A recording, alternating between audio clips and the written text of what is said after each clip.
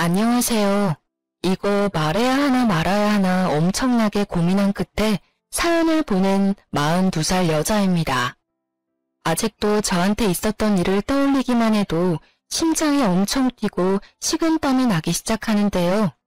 이 일은 저희 남편과 가족, 아주 가까운 지인 말고는 아무도 모르는 일인데 하도 답답한 나머지 사연을 보내게 됐어요. 저희 아가씨가 잘못된 사람인지 맞는지 확인해보고 싶은 마음과 조언을 듣고 싶은 마음에 사연을 보내보기로 결정했어요. 다른 시누이들도 이런지 확인해보고 싶은 생각이 들기도 해서 궁금증도 같이 풀고자 이 길고 긴 사연을 적게 됐네요. 동갑내기 남편과 3년 연애 끝에 결혼하게 됐어요. 친구였다가 연애를 하여 결혼한 케이스인데요. 그런 남편한테 6살 어린 여동생이 있다는 것쯤은 알고 있었는데 연애하는 동안 일부러 만나거나 하진 않았었어요. 전 연애하면서 굳이 가족들을 미리 만날 필요까지 있을까? 라는 생각을 가지고 있던 사람이라서 연애하는 동안 남편이 만나자고 하는데도 일부러 만나지 않으려고 자리를 피해왔어요. 근데 지금 생각해보면 미리 만나보는 것도 좋았을 것 같다는 생각을 하기도 하는데요. 그 이유는 우리 아가씨가 매우 별난 사람이기 때문인데요. 아가씨는 기본적으로 좀 이쁘게 생긴 편이에요. 정확히 말하면 싸가지 없게 생겼지만 이쁘게 생긴 건 분명한 얼굴을 가진 사람인데요. 제가 방금 말한 것처럼 우리 아가씨는 생긴 대로 노는 사람이에요. 이쁘게 생긴 편이지만 착하게 생기지 않다는 말로 인물값을 제대로 하더라고요. 기본적으로 예의가 없고 완전 개인주의, 이기적인 사람인데요. 하고 싶은 말이 있으면 걸러서 얘기하지 않고 생각한 그대로 입 밖으로 내뱉어요. 예를 들자면 저와 남편의 상견례 자리였어요. 그때 아가씨를 처음 본 자리였는데요. 안녕하세요. 오빠 여동생 김나영이에요. 예전부터 언니에 대해 많이 들었어요. 오빠가 언니 엄청 착하고 이쁘게 생겼다고 그렇게 칭찬을 많이 해왔었는데 생각한 거에 비하면 그렇게 이쁜 얼굴도 아니네요. 야, 너는 무슨 이런 자리에서 말을 그렇게 해. 넌 입 다물고 가만히 있어. 왜? 오빠가 예전부터 그랬었잖아. 새언니 될 사람 엄청 청순하고 귀엽다고. 내 눈에는 막 귀엽고 그렇지는 않아서 하는 말이야. 오빠 콩깍지 제대로 씌웠구나? 넌 사람 면전에 대고 못하는 말이 없어. 너 끝날 때까지 입 다물고 밥이나 먹어. 아이고 사돈, 제 딸이 아직 철이 없어서 해야 할 말 해선 안 되는 말 잘 구분을 못해요. 이렇게 중요한 자리에서 분위기 어수선하게 만들어서 죄송합니다. 세아가, 내가 얘 대신해서 사과할게. 미안해. 아닙니다. 괜찮아요. 솔직하고 좋네요. 이렇게 기본적인 예의조차 없는 사람이에요. 이건 애교 수준으로 이제껏 엄청 많은 사건 사고가 있었는데요. 우선 아가씨에 대해서 몇 가지 말해보자면 방금 말한 그대로 싸가지를 밥 말아먹은 성격이고 게다가 한 번도 일해본 적이 없는 백수예요. 대학교 졸업한 뒤로 파트타임 아르바이트 몇 개 해본 적은 있는데 그것도 딱 한 달씩만 하고 금방 그만두더라고요. 돈 벌기 너무 싫고 다른 사람 비위 맞춰가면서 일하기 너무 힘들고 싫다고 하더라고요. 사실 저희 시부모님은 재력이 있으신 편으로 건물과 땅이 많으세요. 그래서 아가씨가 시부모님의 재력을 믿고 일을 안 하려고 하는 게 정말 심하더라고요. 시부모님께 한 달에 한 번씩 현금만 100만 원씩 용돈으로 받는 편이고 게다가 신용카드는 별도로 사용하고 있어요. 남편과 시어머님께 들어보니 한 달에 신용카드 값만 1000만 원까지도 나온 적이 있다고 하네요. 평균적으로 3,400만 원은 사용한답니다. 시부모님께선 이 정도 돈은 크게 느껴지지 않을 정도로 재력이 상당하지만 의외로 돈이 많다는 걸 티를 내지 않는 분들이세요. 그래서 시부모님이 돈이 많은 재력가라는 걸 모르고 있으신 지인분들이 더 많다고 하는데요. 검소하게 사려고 하시는 시부모님과 다르게 아가씨는 명품이란 명품을 모조리 사서 그걸 인스타그램에 자랑하거나 친구들한테 뽐내는 걸 그렇게 좋아하더라고요. 그거 믿고 아가씨한테 접근한 친구들과 남자들이 엄청 많았다고 하네요. 아가씨한테 빼먹을 수 있는 거 모조리 다 빼먹고 도망간 사람이 많다고 들었어요. 그것 때문에 한때 아가씨는 우울증으로 고생한 적이 있기도 했지만 그것도 잠시였어요. 다시 우울증을 극복하고 이것저것 사치를 부리기 시작하더라고요. 우울증 극복을 명품으로 해결한 사람 우리 아가씨밖에 없을 겁니다. 그런 아가씨와 정반대 성향을 가진 사람이 저였어요. 외향적이고 예의를 밥 말아먹은 수준인 아가씨와 다르게 저는 조용조용하고 웬만한 일이 아니고서야 크게 화를 내지 않아요. 제가 워낙 조용조용하니까 할 말도 못하고 소심한 사람인 줄 아는데 최대한 말을 아끼는 것뿐이지 할 말은 다 하고 사는 사람이거든요. 손해보는 일 절대 당하지 않고요. 화가 평소에 없을 뿐이지 그 대신 화가 머리끝까지 나면 앞뒤 없이 화를 내는 편인데요. 그런 저의 성격을 유일하게 건든 시댁 식구가 바로 아가씨였어요. 아가씨가 저의 성격을 건든 첫 번째 사건인데요. 한때 아가씨가 성형이 엄청 빠져있던 시기가 있어요. 아가씨는 총 6번 성형을 해왔었는데요. 쌍꺼풀, 뒤트임, 앞트임, 코, 턱, 이마까지 총 6군데를 성형해왔어요. 저와 남편이 이제 막 결혼했을 때가 아마 4번째 성형했을 무렵으로 그때가 코를 건든 시기였는데요. 원래 본판이 이쁜 사람이었다고 들었어요. 근데 성형 때문에 특유의 자연스럽고 이쁜 얼굴이 다 사라진 케이스인데요. 제가 옛날 아가씨의 얼굴을 보니까 정말 말이 안 나올 정도로 이쁘더라고요. 지금도 충분히 이쁜 얼굴이긴 하지만 저는 솔직히 예전 모습이 더 낫다고 봐요. 그렇게 제가 남편과 결혼하고 난 뒤로 6번까지 성형을 연달아 하게 됐는데 그것도 모자라서 코 재수술을 하겠다며 시어머님께 돈 달라고 사정사정을 하더라고요. 엄마, 딱 한 번만이야, 딱 한 번. 하나밖에 없는 딸이 이렇게 사정하는데 좀 도와줄 수 없어? 지금 코끝이 너무 마음에 안 든다고. 이것 때문에 신경 쓰여서 잠도 안 와. 너 지금 얼마나 이상한지 알고는 있어? 너 예전 얼굴 하나도 없어. 지금 너 내 딸 아닌 것 같아. 얼굴 싹 변했다니까. 변하려고 성형하려고 하는 거잖아. 예전 얼굴 그대로 남아있게 하려고 누가 성형을 하겠어, 어? 이제 마지막이야, 마지막. 부탁할게. 절대 안 돼. 너 얼굴에만 2천만 원 가까이 들어갔어. 그것도 내 돈으로만. 너희 아빠 또 너 성형수술 시켜줬다는 거 알게 되면 이제 엄마도 가만히 안 둔대. 그러니까 이제 엄마한테 성형비 달라는 소리 절대 하지 마. 이제까지 시어머님이 아가씨 성형 비용만 2천만 원 가까이 지원해줬다고 하더라고요. 아버님은 끝까지 성형하지 말라고 반대했었는데 그런 아버님의 말을 무시하고 본인 고집대로 성형한 결과 아버지한테 제대로 혼났다고 들었어요. 약 3개월 동안 용돈이 끊기고 한 달 동안 외출금지까지 당했었는데요.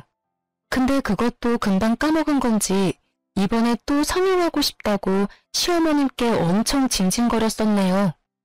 아버님께서 아가씨 한 번만 더 성형시켜주면 어머님 카드까지 압수한다고 으름장을 놓으신 상태라 어머님도 아가씨의 성형을 끝까지 반대하시더라고요.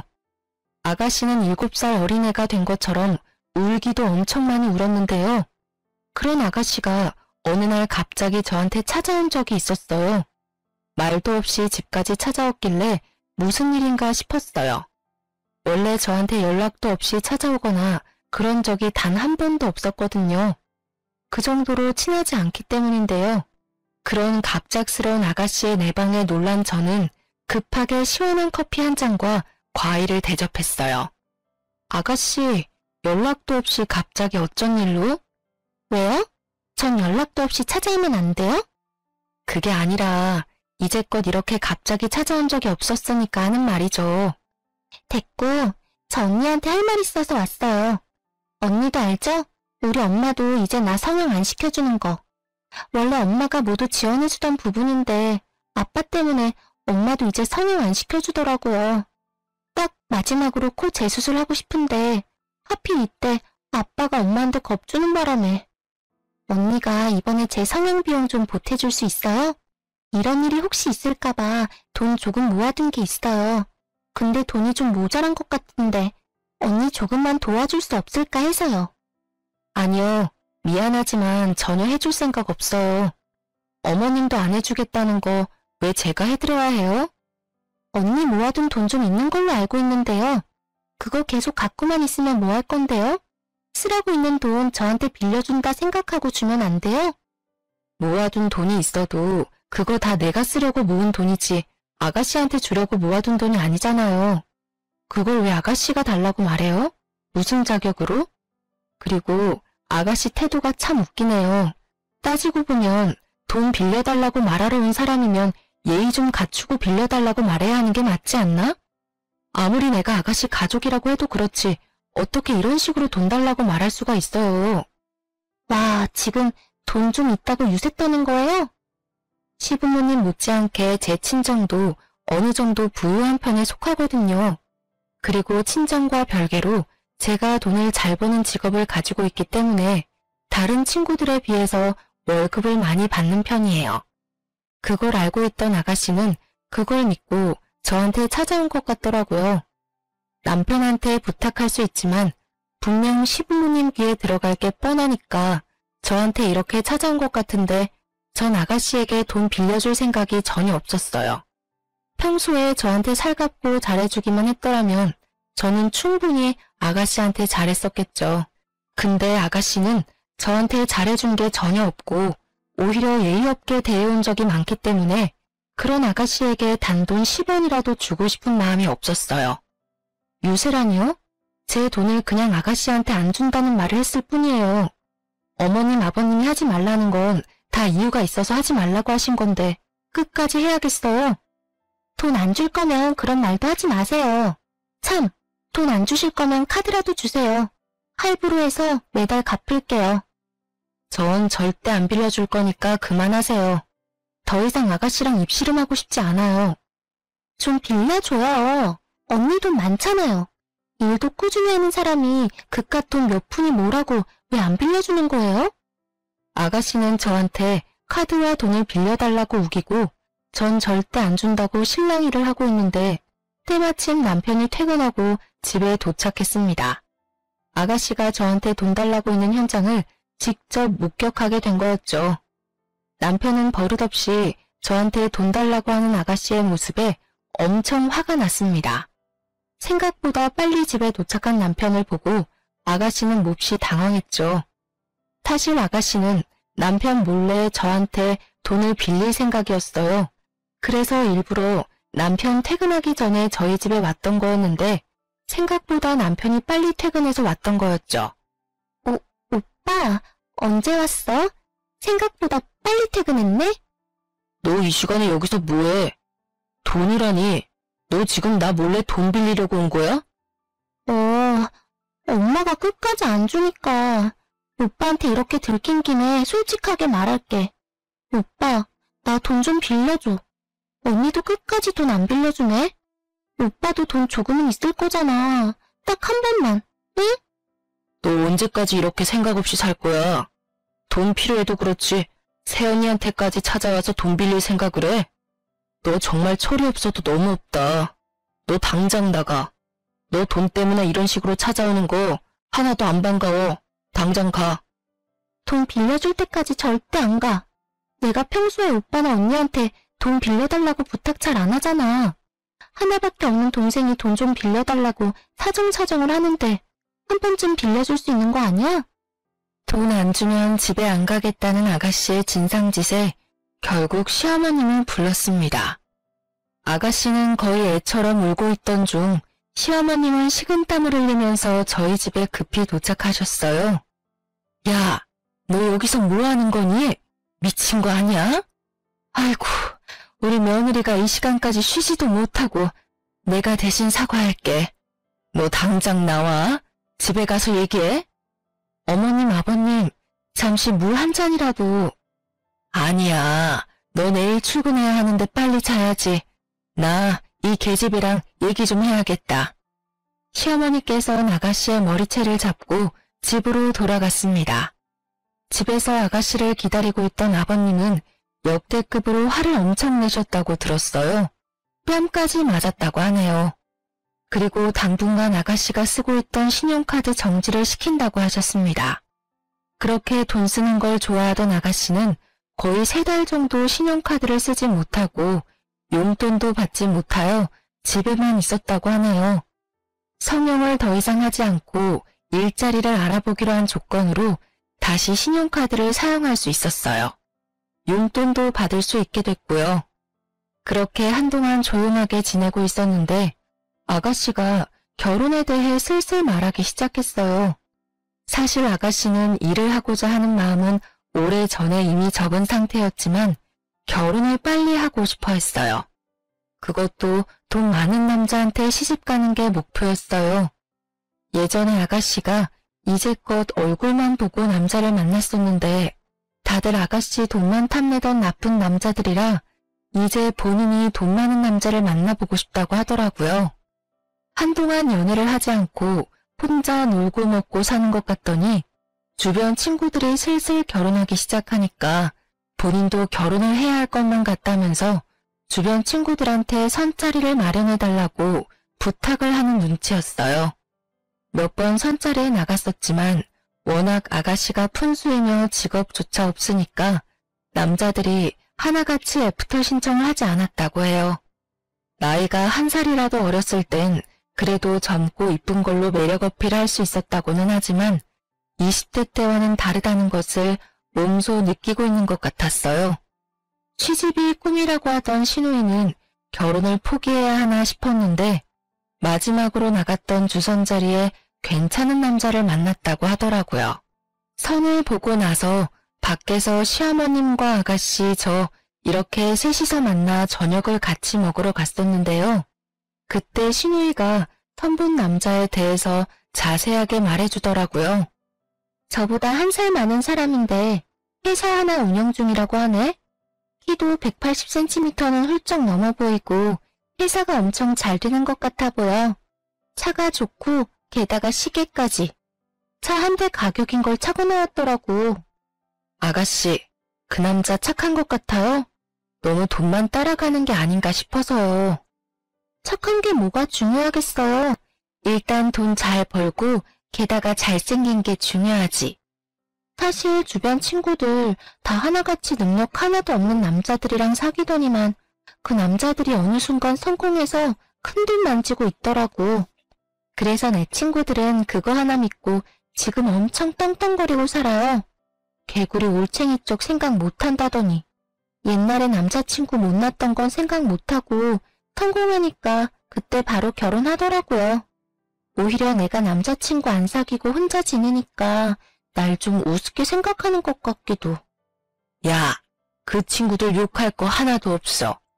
지금 남편들이 아무리 못났어도 사람 함부로 안 버리고 끝까지 옆에서 자리 지키고 있었던 거잖아. 당연히 성공하면 결혼하는 게 당연한 거고. 너는 그런 애들이랑 다르게 남자 얼굴만 보고 사귀느라 이제껏 엄마랑 아빠가 힘들게 번 돈 다 남자한테 뜯기기나 하고. 너나 잘해 너나. 오늘 선본 남자가 아무리 사업가라고 해도 너무 믿지 마. 사람 한 번 보고 너무 믿는 거 아니야.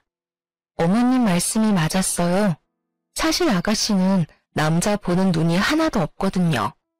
선본 남자가 잘생기고 돈 많은 청년 사업가라고는 하지만 딱 한 번만 보고는 전부는 알 수 없는 거잖아요. 너무 믿지 말고 몇 번 더 만나보고 이 사람 괜찮다 싶을 때 연애하든 결혼하든 알아서 하라고 했더니 그런 어머님과 저의 말을 무시하고 벌써부터 결혼할 생각을 하더라고요. 남자 쪽에서도 아가씨가 마음에 들었는지 연애하자는 말을 하지 않고 결혼하자는 말을 은근슬쩍 했다고 했다네요. 그 말을 듣자 어머님은 좀 걱정이 됐지만 그래도 이렇게 보잘것없는 딸과 결혼해주겠다는 남자가 있을 때 어서 시집 보내야 되겠다는 생각을 하셨어요. 근데 아가씨가 결혼에 대한 생각이 강해질 때쯤 슬슬 돈에 대해 걱정을 하기 시작했어요. 아무래도 이제껏 일을 한 적이 없으니 당연히 모아둔 돈이 없잖아요. 그래서 어떻게 결혼 준비를 해야 하나 고민하는 것 같았어요. 시부모님은 결혼 비용 전액 지원해줄 생각이 전혀 없다고 했거든요. 일부만 지원해줄 뿐 그 이상의 비용은 절대 지원을 해주지 않겠다고 단호하게 말씀을 하셨어요. 아무리 결혼할 남자가 돈 많은 청년 사업가라고 해도 여자 쪽에서도 어느 정도 돈을 갖고 있어야 하는 게 맞다 보니 신우는 걱정이 많아 보였어요. 그런 아가씨가 금요일 저녁에 우리 부부에게 같이 밥을 먹자고 했는데요. 퇴근하고 같이 만나자고 하더라고요. 저와 남편은 회사가 가까워서 같이 만나 약속한 가게로 갔어요. 그렇게 같이 저녁을 먹으면서 아가씨가 만나자고 한 이유를 듣게 됐는데요. 언니, 오빠, 나 결혼하고 싶은 남자 있는 거 알지? 그 남자 절대 놓치고 싶지 않은데 내가 돈이 하나도 없잖아. 아빠랑 엄마가 7천만 원까지만 줄 생각이라고 그 이상은 절대 안 주겠다네. 딱 1억 채워서 시집가고 싶은데 오빠랑 언니 돈 있으면 3천만 원만 줄 수 있어? 3천만 원이 땅 파면 나오는 돈인 줄 알아? 내가 그걸 왜 너한테 줘야 하냐? 그러니까 돈 좀 모으면서 살지. 그래도 너가 내 동생이고 오빠로서 아예 안 줄 수 없으니까 딱 1천만 원만 줄게. 그 이상은 안 돼. 맞아요. 3천만 원까진 못 줄 것 같아요, 아가씨. 우리가 1천만 원만 도와줄 테니까 아버님, 어머님이 주신 돈이랑 잘해서 결혼 준비 잘해봐요. 그럼 8천만 원밖에 없는 건데 그걸로 어떻게 결혼 준비를 하라는 거예요? 남자 쪽에서 이것저것 많이 해줄 것 같은데 요즘 집값이 얼마나 비싼 줄은 알고 있어요? 그걸 왜 저희한테 따져요? 그럼 이래서 돈 모아두지 그러셨어요. 이제까지 놀기만 해놓고 왜 우리한테 돈 안 주냐고 징징거리면 어쩌자는 건데요. 우리는 뭐 돈을 편하게 버는 줄 알아요? 오빠랑 언니 결혼할 때 엄마 아빠한테 지원 받은 거 많았을 거잖아요. 우리 양가 부모님한테 지원 전혀 안 받았어요. 우리 부부가 이제껏 벌어놓은 돈으로 시작했고 지금 살고 있는 신축 34평 아파트도 열심히 돈 모은 덕분에 들어갈 수 있었고요. 우리가 다니고 있는 대기업 회사, 집 이런 거 운이 좋아서 이룬 게 단 하나도 없었어요. 우리가 서로 노력해서 이룬 결과라고요. 근데 아가씨는 모든 걸 다 편하게 얻고 싶은 거잖아요. 이 사람 말 틀린 거 하나도 없어. 그냥 이렇게 부모님이 어느 정도 지원해준다고 할 때 그걸로 결혼해. 그 돈도 절대 적은 돈 아니야. 남들은 그 돈도 없어서 결혼 못해. 우리 집에 시집와서 쥐뿔도 안 한 주제에 말만 잘하네. 아가씨, 방금 뭐라고 했어요? 제가 쥐뿔도 안 했다고요? 그렇잖아요. 언니가 우리 집에 시집와서 해준 게 뭐가 있어요? 우리 엄마랑 아빠가 워낙 건강하고 잘 사는 사람들이니까 당연히 해줄 게 전혀 없었겠죠. 언니도 부족하지 않은 친정 두고 있는 입장이면서 정작 제대로 들고 온 게 없잖아요. 몸만 들고 시집 온 거 아니에요? 말을 왜 그렇게 해요? 저 남편이랑 결혼할 때 몸만 오지 않았어요. 저 이제까지 정말 열심히 살았어요. 오히려 제가 남편보다 모아둔 돈이 더 많았을 정도였어요. 따지고 보면 아가씨야말로 몸만 들고 시집 가는 거 아니에요? 한 번도 본인을 위해 제대로 이룬 일은 있어요? 취직하고 싶어서 결혼하는 사람이 아가씨면서 왜 날 낮잡아보고 그러냐고요. 취집이요? 말이면 단 줄 알아요? 내가 100억이나 1000억 이렇게 큰 돈을 달라고 하는 것도 아니고 3천만 원 달라고 한 것뿐인데 치사하게 그거 하나 못 빌려줄 수 있냐고요. 우리한테 돈 맡겨놨어요? 돈 필요할 때마다 우리한테 매번 돈 달라고 하는 아가씨 때문에 정말 스트레스 받아요. 어지간네 정말. 언니 정말 재수없고 거지 같아요. 그깟 돈 하나 못 빌려줘서 이러고 있는 게 어이없거든요. 차라리 돈이나 빌려주고 잔소리 하든가. 너무 예의 없게 말하는 아가씨의 태도에 남편은 결국 화가 난 나머지 아가씨의 뺨을 때렸어요. 사람들은 웅성웅성하고 남편한테 맞은 아가씨는 눈물을 흘렸는데요. 내가 뭘 잘못했다고 또 때려? 오빠 요즘 내가 뭐 하나만 때리더라? 너 말 그렇게 하는 거 고쳐. 그리고 이 사람 말대로 우리가 왜 널 도와줘야 하는 건데? 부모님이랑 우리가 널 도와주는 게 왜 당연한 것처럼 말하냐고. 솔직히 너 결혼한 거 맞아? 결혼한다는 녀석이 이제까지 집에 결혼할 남자 한 번도 안 데리고 온 게 말이나 돼? 그 사람이 워낙 바쁘니까. 바빠도 그렇지. 너 그 사람 내 눈앞에 데리고 오기 전까지 부모님도 그렇고 우리한테 돈 한 푼이라도 받을 생각하지 마. 그 사람이랑 그렇게 결혼하고 싶으면 그 돈 많은 남자한테 결혼 비용 전부 내라고 하던지. 그리고 너 당장 언니한테 사과해. 몸만 왔다, 아무것도 안 했다. 이딴 말을 너가 왜 하는데? 엄마도 가만히 있는 걸 왜 너가 이래라 저래라 말하냐고. 정작 아무것도 안 하고 있는 놈이. 너 당분간 우리 볼 생각하지 마. 이날 남편한테 제대로 혼난 아가씨는 집에 가서도 시부모님께 엄청 혼났어요. 아가씨를 집으로 데려다 줄 겸 시부모님한테 이날 있었던 일을 모두 말하기 위해 아가씨를 데리고 시부모님 댁으로 바로 갔었는데요. 시부모님은 이날 있었던 일에 대해 전부 들은 순간 화가 엄청 나셨어요. 야, 너가 뭔데 오빠네한테 돈을 달라고 뻔뻔하게 요구를 할 수가 있어. 우리가 7천만 원 주는 것도 모자라다고 했다며? 이게 정말 정신이 어떻게 된 거야? 너 게다가 새언니한테 몸만 왔다는 둥, 거지 같다는 둥, 그런 말 정말 했어? 솔직히 이해가 안 가. 시동생한테 돈 주는 게 그렇게 아깝나? 엄마도 그래. 하나밖에 없는 딸이 시집 간다는데 고작 7천만 원밖에 안 줘? 너가 뭔데? 이제까지 엄마 아빠 돈만 축 내던 년이 7천만 원 받는 것도 감사하게 생각해야지. 지금 너가 더 거지 같아. 오빠는 장가 갈 때 우리 돈 하나도 안 가져갔어. 그리고 너가 몰라서 하는 말 같은데 너 새언니는 우리 집에 시집 올 때 나한테 명품 가방이며 용돈 쓰라고 2천만 원까지 줬던 사람이야. 절대 몸만 온 사람이 아니라고. 지금 이 나이에 부모님 도움 하나도 안 받고 사는 부부가 얼마나 많을 것 같아? 너 새언니 발톱 때만도 못한 인간이야. 그런 너가 새언니한테 그런 말 할 자격 전혀 없어. 엄마는 누구 편이야?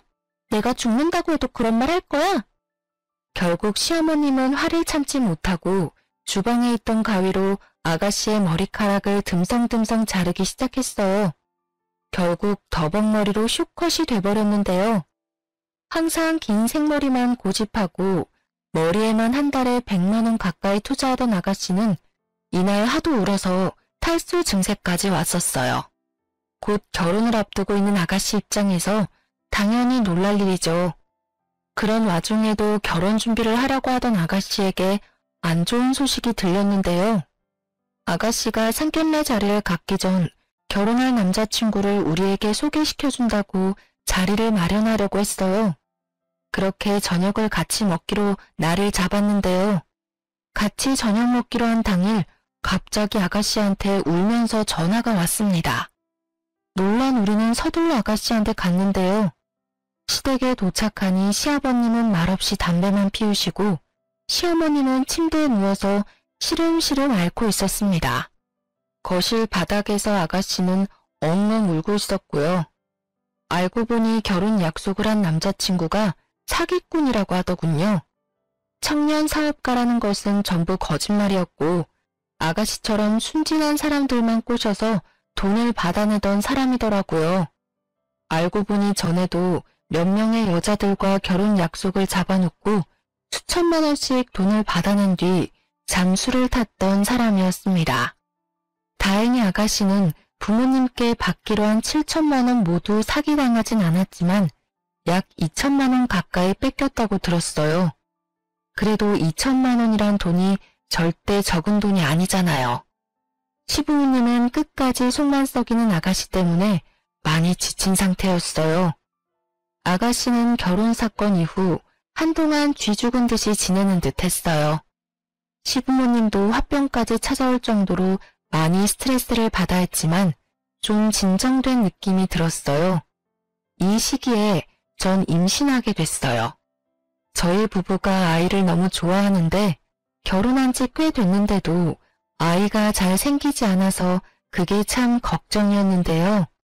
한동안 이런저런 일이 많았었기에 우리 부부도 그렇고 시부모님도 많이 지치고 우울했었는데 제가 임신을 한 덕분에 집안 분위기가 180도 확 달라졌어요. 시부모님은 제가 임신했다는 소식을 듣자마자 정말 행복해 하셨어요. 시어머님은 눈물까지 흘리면서 절 꼭 안아주시기까지 했는데요. 아이 하나로 이렇게 가족 전부 다 행복해하는 모습을 보니 제가 다 기분이 좋았어요. 근데 정작 아가씨는 엄청 좋아하지 않았어요. 오히려 제가 임신한 게 반갑지 않은 눈치였는데요. 제가 임신한 순간부터 시어머님께서 산모와 아이에게 좋은 음식부터 영양제까지 한가득 챙겨주셨는데요. 아무래도 첫 손자이기도 하고 제가 워낙 아이 갖기 힘든 몸을 가진 상태에서 아이가 생긴 거라 산모부터 건강해야 아이가 건강한 거라고 엄청 잘 챙겨주셨어요. 근데 시누이는 온 가족이 저한테만 관심이 집중되는 게 싫었었나 봐요. 질투가 심해지더라고요. 우리 며느리 갈비찜 좋아하지? 이거 내가 직접 재료 하나하나 다 사서 만든 거니까 안심하고 먹어도 좋아. 이럴 때 엄마가 많이 먹어야지 뱃속에 있는 아기도 무럭무럭 자라는 법이야. 잘 먹겠습니다. 제가 임신하는 바람에 어머님이 고생 많이 하고 계시네요. 죄송해요. 제가 빨리 아기 낳고 집안일 자주 도와드릴게요. 너가 건강한 아이 낳아주는 것만으로도 그게 나한테 효도야, 효도. 너랑 아이만 건강하면 그걸로 됐어. 고작 임신한 걸로 엄청 유세떠네. 임신한 게 우리 집안의 자랑이야. 너는 제발 그 입 다물고 조용히 있어. 가족들 있는 앞에서 사소한 일조차 질투할 정도였는데요. 내가 먹고 있는 음식이 있으면 그걸 모두 뺏어가서 본인이 먹던가 시부모님께서 주신 용돈을 몰래 훔쳐간 적이 있을 정도였어요. 아가씨의 질투가 점점 심해지던 와중에 제가 유산까지 할 뻔한 적이 있었는데요. 저와 시부모님 아가씨 이렇게 주말에 만나 동네 공원 산책을 한 적이 있었어요. 임신할 때 가벼운 산책 정도 해주는 게 좋다고 들어서 주말마다 시어머니께서 집에서 쉬고 있는 절 데리고 여기저기 자주 드라이브 시켜주거나 동네 산책 정도 같이 해주시는 편인데요. 이번엔 아가씨도 같이 가겠다고 해서 따라왔더라고요. 날도 좋아서 천천히 산책하고 있었는데 아가씨와 어머니께서 목이 마르다고 하더라고요. 시어머니께서 공원 계단에 잠깐 앉아있으면 카페에서 음료 몇 개 사온다고 하시더라고요. 그래서 아가씨와 전 계단에 앉아서 어머님을 기다리기도 했는데요. 아가씨, 여기 뷰 엄청 좋지 않아요? 사진 찍기 좋을 정도예요. 그렇네요. 언니 여기 앞에 서볼래요? 그럼 제가 사진 찍어줄게요. 하늘이 맑고 공원 뷰가 너무 좋았었기에 아가씨가 공원을 배경 삼아서 사진을 찍어주겠다고 했어요. 그렇게 전 사진 찍기 위해 자리를 잡으려고 하던 찰나에 아가씨가 계단에서 절 밀치더라고요. 너무 놀란 저는 허우적거리다가 다행히 계단 난간 손잡이를 잡았어요. 뒤에서 밀친 아가씨 때문에 저는 발목이 접질리게 되고 계단에서 뒹굴 뻔했는데요. 다행히 발목만 접질렸고 다른 곳은 크게 다치지 않았어요. 자칫 제가 계단에서 굴렀더라면 아이를 잃게 될 수 있었어요. 저는 결국 자리에 주저앉아 놀란 나머지 엉엉 울게 됐습니다. 아주 서럽게요. 언니 표정 좀 봐.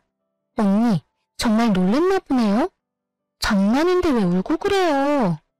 야, 너 지금 뭐 하는 짓이야? 어머어머, 우리 새아가 괜찮아? 다친 곳이라도 있니? 저 멀리서 지켜보고 있던 어머님께선 소리를 지르며 저한테 달려오셨어요. 일단 제가 괜찮은지 상태부터 확인하시더라고요. 전 그런 어머님을 보자마자 눈물이 더 나왔습니다. 절 안아주셨고 다독여주시더라고요. 눈치 없는 아가씨는 그저 깔깔깔 웃고만 있더군요. 시어머님은 화날 대로 화가 난 상태였어요. 그 자리에서 아가씨 뺨을 연속으로 3대나 때리셨어요. 너 지금 이게 뭐 하는 짓이야? 너 때문에 은지 다칠 뻔했잖아. 장난이야. 장난 좀 친 걸로 왜 날 때려? 내가 뭘 그렇게 잘못했다고. 아주 유난이야. 새언니 너 때문에 크게 다칠 뻔했어. 너 이거 살인미수야, 살인미수. 가뜩이나 배 나온 상태인데 너 때문에 아이 잘못되기라도 하면 가만 안 둬? 아가씨를 공원에 혼자 두고 어머님은 절 데리고 응급실에 같이 가주셨어요.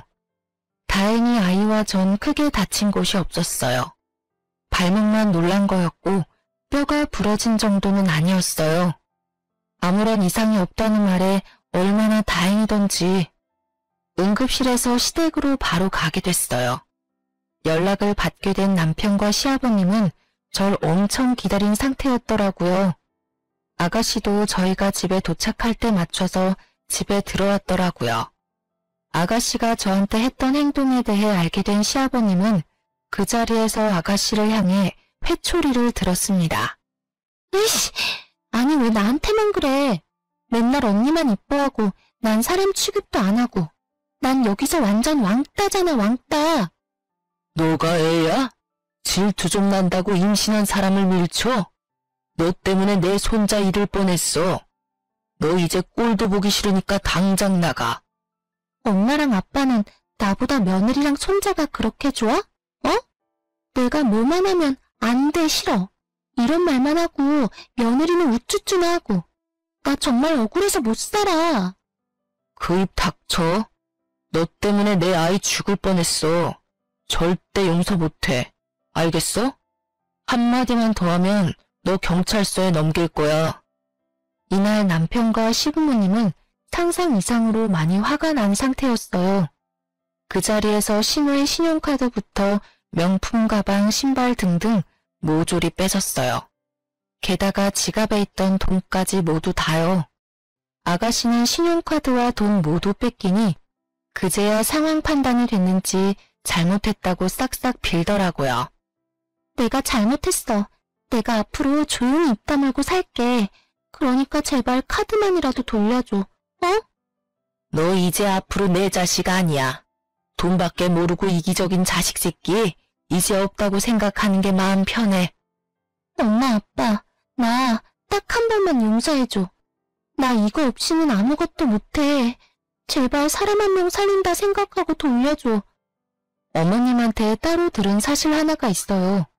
그건 아가씨의 남자친구 이야기였는데요. 저한테 그런 몰상식한 행동을 하기 전부터 아가씨가 한 남자를 만나고 있었다고 하네요. 예전에 사기꾼 한 명 만난 뒤로 남자 안 만날 것처럼 살더니 언제부터 돈 씀씀이가 다시 커졌다고 해요.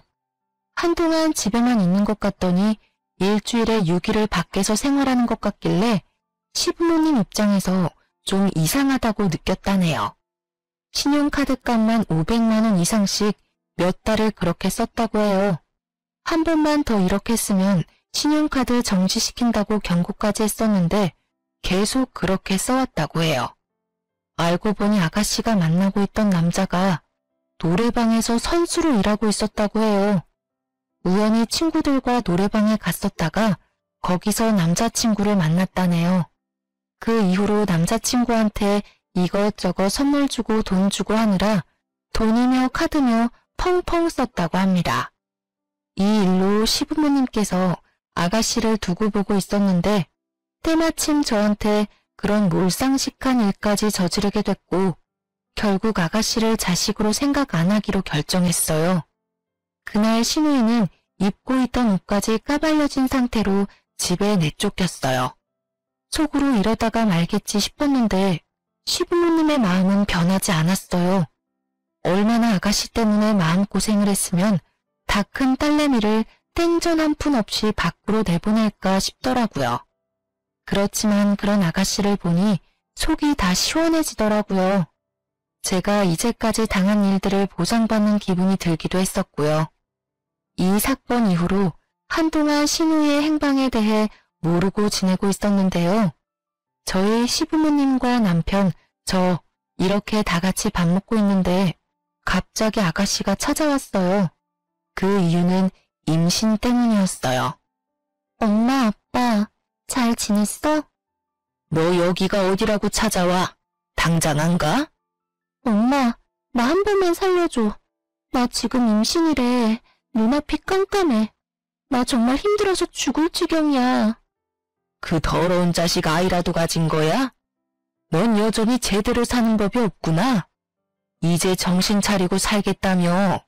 근데 아직도 정신 못 차리고 그렇게 살고 있던 거였어? 넌 역시 안 되겠다. 나 너가 임신을 했든 죽을 것 같든 이제 전혀 신경 안 쓰고 살련다. 나 돈이라도 빌려줘, 그럼. 나 앞으로 이 아이 혼자 키워야 할 것 같아. 근데 이 몸으로 일하기 너무 힘들어. 거지 같은 자식. 일도 제대로 못하고 아직도 돈이나 축내다니. 그건 너가 알아서 할 일이잖아. 넌 이제 내 자식 아닌데 내가 너한테 돈을 왜 주니? 앞으로 우리 집 근처에도 얼쩡거리지 마. 너가 죽는다고 해도 장례식 절대 안 가. 어머님은 집에 있는 소금을 아가씨한테 뿌리면서 내쫓았어요. 이날 이후 아가씨에 대해 몇 가지 알게 됐어요. 어머님께 들은 대로 선수로 일한 남자와 작은 월세방에서 살고 있었다고 해요. 근데 그 남자의 아이를 임신한 순간 그 남자는 바로 도망갔다고 하네요. 게다가 월세방 보증금까지 갖고 가서 아가씨는 돈이 정말 땡전 한 푼 없어요. 그래서 한동안 궁핍하게 생활하다가 도저히 안 되겠는지 미혼모 센터를 알아보고 있다고 들었어요. 그리고 임신하면 기형아 검사를 받거든요. 그 검사 결과 아가씨의 아이가 기형아로 태어날 가능성이 있다고 해요. 그래서 그 일로 스트레스가 이만저만 아니라네요. 하지만 저와 관련 없는 일이다 보니 제가 직접 나서서 도와주거나 한 건 없어요. 아가씨 때문에 제 아이가 죽을 뻔한 상황까지 있었는데 제가 뭐하러 그런 아가씨를 도와주겠어요. 시부모님도 그런 아가씨의 행방을 알고 있음에도 끝까지 신경 쓰지 않는다고 해요. 이제껏 아가씨 때문에 날린 돈이 엄청난 수준이잖아요. 게다가 사고들을 수습하느라 힘들었던 시부모님은 이제 아가씨 때문에 남은 삶을 힘들게 살고 싶지 않다고 해요. 최근에 들은 얘기가 있는데 시부모님께서 아가씨한테 주려고 했던 유산까지 남편과 곧 태어날 아이에게 전부 준다고 말씀해 주셨어요. 애초에 아가씨한테 나눠줘야 하는 건가 고민이 되던 찰나에 아가씨가 사고를 치게 되면서 줄 생각이 싹 사라졌다고 하네요. 처음에 괜찮다고 거절은 했었지만 오히려 시부모님이 괜찮다고 앞으로 이 험한 세상 살아가야 할 우리 손자를 위해서라도 받아야 한다고 시부모님께서 말씀해 주시더라고요. 가끔 아가씨한테 전화가 오고 있는데 전 절대 받지 않고 있어요. 시어머님한테도 가끔 문자나 전화로 본인이 어떻게 살고 있는지 알려준다고 하는데 어머님은 절대 전화를 받지 않는다고 해요. 남편은 가끔 저한테 아가씨 때문에 고생시킨 거 너무 미안하다고 사과합니다. 아가씨 때문에 우리 아이를 잃을 뻔한 걸 생각하면 아직도 가슴이 쿵 하고 내려앉는 것 같다네요. 저도 마찬가지로 그때 생각만 해도 아찔해요. 한때 편하게 돈만 쓰면서 살던 아가씨가 질투와 남자 눈에 멀어서 결국 본인 인생을 망쳤어요. 앞으로 아가씨 때문에 마음 고생할 일이 없어서 너무 행복하고 좋네요. 곧 태어날 아이만 신경 쓰고 살 생각이에요. 어머님, 아버님도 곧 태어날 손자가 너무 보고 싶다고 노래를 부르세요. 전 이번 결혼 생활을 하면서 느낀 게 있다면 남편을 보면 그 가족에 대해 안다고 하는데 꼭 그렇지만은 않았어요. 개인적인 생각으로는 남편이 가운데서 어떻게 행동하느냐가 매우 중요한 것 같아요. 그리고 집안의 중심이자 어른인 시부모님도 어떤 사람인지 꼭 볼 필요가 있다고 생각해요. 한때 고생은 많이 했었지만 앞으로 열심히 행복하게 살 생각이에요. 이제까지 저의 이야기를 들어주셔서 감사합니다.